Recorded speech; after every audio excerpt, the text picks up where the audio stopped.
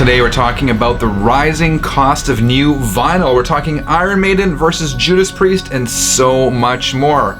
All that and more coming up on Ask Me Anything. 33 RPM. Hi, my name is Frank. I'm Sheri. And welcome back to Sundays on Channel 33 RPM, your channel for vinyl, gear, and more. Guess who's back? 33, or is it Sheri? Mrs. Channel 33 RPM making her first appearance of 2019. That's right. Thank you, Sheri, for joining me. Thanks for having me. We got like 4 or 5 really good questions submitted by you guys coming up in today's episode of AMA. But quickly, for those of you who missed it, last week I did an episode where it was kind of part 2 of my guitar kit build, and I called it Guitar Kit Fail. Brief update on that. Solo Guitars has reached out to me and we are working on rectifying this situation. I will keep you in the loop on that. Stay tuned, but that's not what we're here to talk about today. We're talking vinyl right now.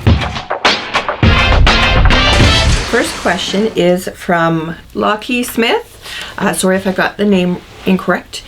With the recent vinyl boom and the prices of records that have boosted, do you see the price of records getting even higher in the next 10 years? Is spending $60 Canadian on one LP a thing of the future? That's a good question, and the simple answer is yes. First of all, just because of inflation. Beyond that, because when this vinyl resurgence hit like 5 years ago or whatever, the experts are predicting that as more pressing plants came online, the price of records would decrease. And that never happened. I mean, 10 years ago, for a new record, I was paying $15 to $20 Canadian.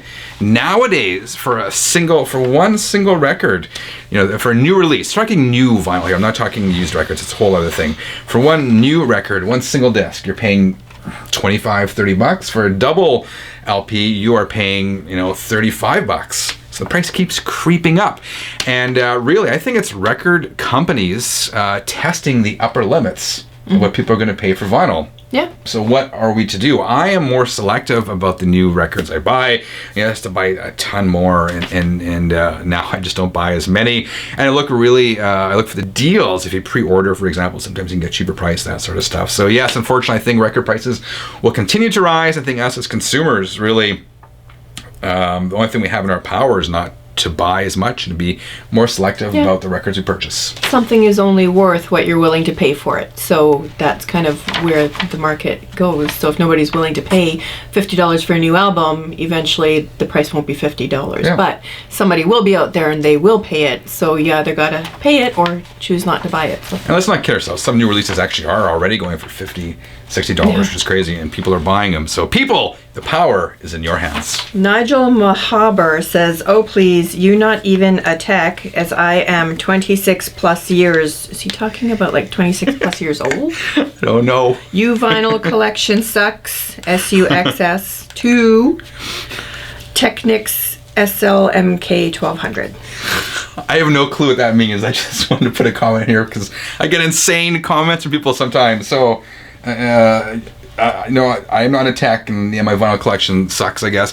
This came on because I did a video a while back about, is it better to purchase new audio gear or vintage audio gear, and I kind of talked about the pros and cons of each one, but this guy probably thinks I suck. Well, you not even a tech. Next question. Okay, this one is from Jeff Peterson. Favorite albums from the year that you graduated high school? These questions make me feel old sometimes. I hate to say that because there's always people older than I and you who are like, you were young, you're not old at all. Yeah. So I maybe not old, but both of us graduated from high school in 1991, which is this year it'll be 5 years ago. I don't think we had the same musical tastes back in 1991. We didn't. I don't even know if we have any albums of what I would choose. Okay. Mine are all on disc anyway. Okay. Or cassette. Yeah, cassette. So my top 5. Okay, so I'll leave my favorite for last. Top. So these in order? No. Except for the last one, that was my favorite. Okay. So Roxette, Joyride, Bryan Adams, Waking Up the Neighbors. I liked Army of Lovers, Massive Luxury Overdose. Never heard of Army of Lovers. Some of you guys probably know this. I don't know. And then Prince, Diamonds and Pearls. And my favorite of all time that was released in 1991 was Pet Shop Boys discography. It's a little known fact, but Sheri used to work at a record store. Well, an HMV. Did they sell records? I don't know if we really sold them at that time. I think we did. Yeah. When I was there, mostly CD. Yeah, we did have record section. Yeah. So those are yours. I pulled some of my favorites from 1991, and I'll go through them fairly fast. Skid Row's second album, Slave to the Grind. This is an original pressing from UK. I showed this before, and people ask if it has, yes it does, GTFO. You know, a lot of people hate this album, but Metallica's Black Album came out in 1991. I don't hate it. I don't love it. It's not my favorite album of all time, but it's one of the better ones, I think, from that year. This one is, however, I think one of, I don't know where to hold these records when we're sitting here, because there's two of us. But it's Ozzy Osbourne's 1991 album, one of his bigger albums, No More Tears, and this was a grail. I was so happy when I found this, and I got it with the help of a friend and Channel 33 RPM viewer, Chris in Austria, so thank you for that. Another one in 91, another grail, Van Halen for Unlawful Carnal Knowledge, fantastic album. And finally, Motley Crue, Decade of Decadence. Does this ever happen to you? I actually have the album for Decade of Decadence, but it got out of order, and I can't find it. So this is the 12-inch single of Primal Scream. So it's kind of cheating because Decade Decadence is the best of Motley Crue, but had a couple new tracks on it, including Primal Scream, which to this day I absolutely love. In the year 1230 AD, Maiden or Priest? This is the age-old question. You're probably not familiar with this. But it's like the Beatles or the Stones, the heavy metal equivalent. Stones. Yeah, me too. Stones. This is going to be sacrilegious to many people. I'm not a big Beatles fan. I mean, I understand and I get their I contribution. still like the Beatles. I just like the Stones. Like the Stones better? Yeah. Yeah, the Stones. They had more swagger to their music. They're the bad boys of rock. The Beatles, I won't disrespect the Beatles. It's just, it seemed like the Stones was a little bit more raw and the Beatles was a little bit more commercialized to what people wanted to hear. Yeah. That's kind of the perception I got, but I did like them both. I just preferred the Stones. I prefer the Stones too. So yeah, I'd say it was Priest or Maiden. So it's like the big argument, which band is better, Priest or Maiden? And I'm gonna go with Priest. They're one of my favorite bands of all time. Rob Halford is one of my favorite singers of all time. No disrespect to Iron Maiden. I dig them. I'm seeing Iron Maiden this summer on their current tour. Looking forward to it. But Priest! Okay, this is from Winston Smith. Hey Frank and Sheri, while watching your videos, I always see how many album covers I can recognize on the wall behind you. So my question is, since they change all the time, how do you decide which albums to put up there? Peace. Always my friend, Rocky. Yeah, those are always changing. And those are just a couple of things. Those are records I've recently picked up and want to listen to, or records that are in heavy rotation, or records I may have found on the shelves that I want to listen to. So the only reason records are there is because to Remind you to remind me to listen to them. So right now there's like Van Halen, A Different Kind of Truth. I pulled that one out of the shelves. There's a new I don't know how you would forget to listen to one record in all of this. It's easy, like that Motley Crue I was talking about earlier. I don't know where it went. So when I find something I want to listen to, I make sure to pull it out and to throw it up there.